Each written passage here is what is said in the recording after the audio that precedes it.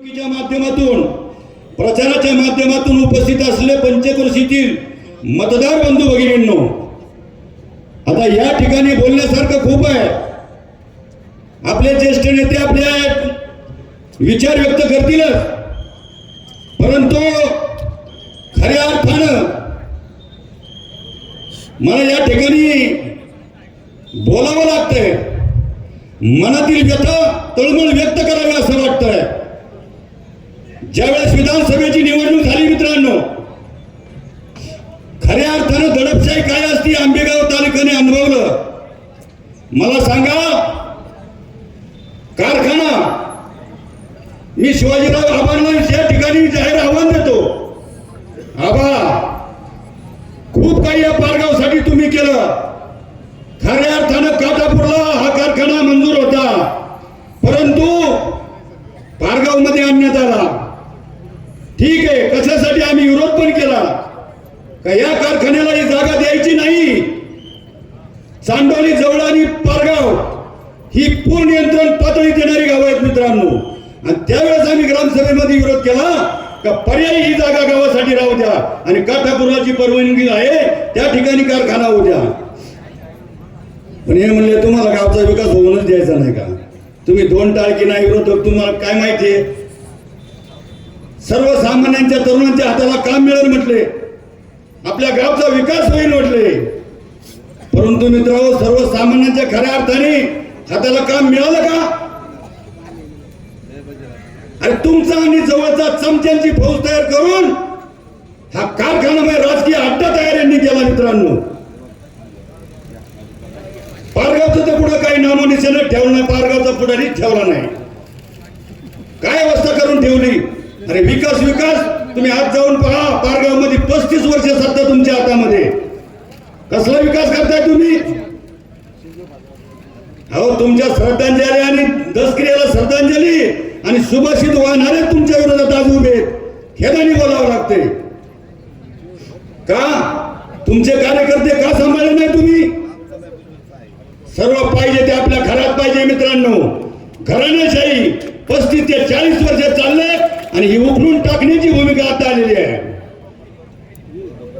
या ठिकाणी जिल्हा परिषदचे उमेदवार अरुण भाऊ आणि आमच्या पारगाव ग्रामपंचायतीच्या सरपंचताई श्वेताताई आणि आपल्या लोणीचे माजी सरपंच दिलीप भाऊंच्या सुयुद्ध पत्नी रोहिणीताई, मशाल, धनुष्यबाण आणि तुतारी, यावेळेस एक त्रिमूर्ती एकत्र येऊन अशी युक्ती मला नाही वाटत जवळजवळ झाली असून कुठं. परंतु या भागाचा विकास करण्यासाठी मी या ठिकाणी जाहीरपणे सांगतो, सर्वसामान्य कुटुंबामध्ये आधार देण्याचं काम अरुभावांनी केलेलं आहे आणि त्यांच्या कामाचा झपाटा सर्व तरुण वर्गाला माहिती आहे. श्वेताताईंनी सांगितलं भाषण कमी पण काम ज्यादा. महिलांना एकच विनंती आहे, खंबीरपणे त्यांच्या पाठीशी महिलांनी उभे राहून यावेळेस बदल घडवायचा आहे. बदल घडलाच पाहिजे. या जिल्हा परिषद गटातील आतापर्यंत आश्वासन. आता मला एक प्रश्न पडतो, हा कारखाना कोणाचा हो? वार्षिक सभा असली काय म्हणणार सभासद शेतकऱ्यांचा कारखाना. अरे पण कोण विचारतो तुम्हाला? हे बोडक्या बसवलेले 25 वर्ष ते संचालक यांनी कधी स्वतःचा तर उसही नसेल नाही काहीचा, पण कधी बांधावर जाऊन शेतकऱ्यांच्या समस्या विचारल्या? यांनी यांच्या निधीतून बैलगाडे बांधायचे, यांचे फोटो लावायचे. अरे शेतकऱ्यांच्या टाळवरचं लोणी खाणारी मंडळी गावागावातली पुढारी लोक बोलून घ्यायची आणि कारखान्यावर अड्डा तयार केलाय. अरे शेतकऱ्यांच्या घामातून उभा केलेला कारखाना आहे ना, ते एक प्रायव्हेट लिमिटेड कंपनीच करून टाका ना. काय चाललंय?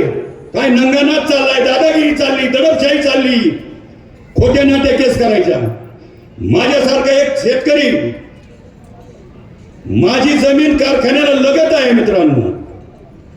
या ठिकाणी सांगू इच्छितो, मी गेटकेंचा सभासद आहे आजही, पण मी तुम्हाला सांगतो का सभासद करून घेत नाही ते? आम्ही शेतकरी नाही? सहवीज प्रकल्पाचा 3रा खांबळा आजही जाऊन मी त्यांना आव्हान देतो का दडपशाहीने माझ्या स्वतःच्या 7 वर्गामध्ये तो खांबळा उभा केलेला आहे, आणि मग मी गेटकेंचा सभासद कसा काय होऊ शकतो? का त्यांना विरोध करणारी माणसं नको आहे, यांना शिपूट हलवणारी माणसं पाहिजे. आता जे आमचे उमेदवार रावसरी मतदारसंघाचे कल्याणरावांनी सांगितलं, पूर्वी शिवसेना 2 वाघ होते, बापू आणि खैरनार, पण एका वाघाचं शिपूट कापलं. हा, आम्ही आहे, आम्ही भव्याचे शिपाई, आम्ही भांडव्यांचे नाही, होणार पण नाही कधी. पद प्रतिष्ठा येते जात असते, परंतु विचाराची उंची राखणं गरजेचं आहे.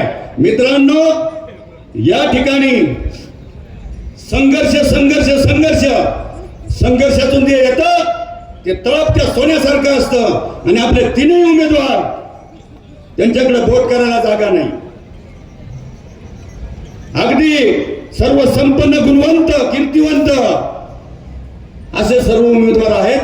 आम्हाला खात्री आहे आमच्या जिल्हा परिषद गटातील श्वेताताई एक गरीब कुटुंबातील, शेतकरी कुटुंबातील आणि परकड व्यक्तिमत्व आहे. कोणाखाली झुकणार नाही, कोणाखाली वाकणार नाही. जे योग्य असेल ते केलं जाईल, कुणाची मुलाईजा पाळली जाणार नाही. आणि अरुण भाऊंच्या खांद्याला खांदा लावून या पूर्व विभागामध्ये विकासाचं काम करण्याची भूमिका सातत्याने घेतली जाईल. आम्हाला खात्री आहे यावेळेस मागचं उत्तर भरून काढायचं. मित्रांनो, यांची काय 11 वाजता उठायचं, चालायचं? अरे ज्यांनी तुम्हाला मोठं केलं त्यांनाच पायाखाली घालायला तुम्ही निघले. तुमचे दिवस थोडे राहिले, कर्माची फळं भोगल्याशिवाय कोणाला सुट्टी नाही. मी या ठिकाणी जाहीरपणे सांगतो, या 3ही उमेदवारांना बहुमताने निवडून द्यायचे आणि पंचायत समितीच्या माध्यमातून आपली सर्वसामान्य जनतेची कामं करायची, कामं करण्यापाशी कटिबद्ध राहतील अशा व्यक्त करतो. जय हिंद, जय महाराष्ट्र.